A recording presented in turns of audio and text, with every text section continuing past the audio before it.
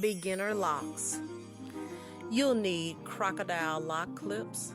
Have at least 100. I begin this process with no products, just simple water, and you're gonna mist just to moisturize some.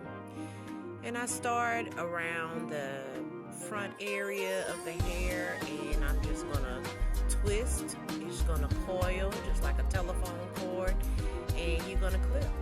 Okay. And the hair really and truly, it naturally wants to go into a curl, so it's not really difficult. I started these locks probably, I would say I'm a good month or two or so into it. And I have 4C hair, so there's pretty good shrinkage.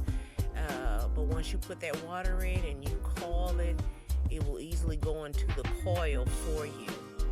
And you're just going to work those clips around the crown of the head.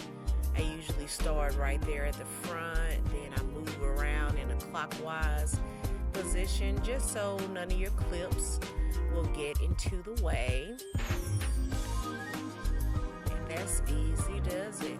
And you are on your way. And once we get done, you're gonna see in the beginning my roots were a little puffy, but now that we're stretching out that hair, you're gonna allow it to dry maybe for a good 2 hours if you air dry.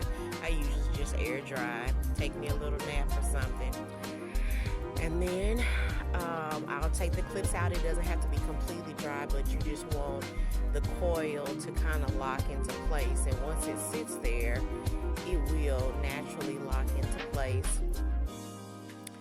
And that's it. And you don't need to add any products, because many times the products, it will create shrinkage and it will cause the hair to not set as well. And just wear your little bonnet at nighttime, and sometimes you may get up in the morning if you want to re-mist it, but sometimes the misting can loosen the lock. So just allow that to sit there and just keep doing that at least once a month, and your hair will grow, and you're gonna love the finished product.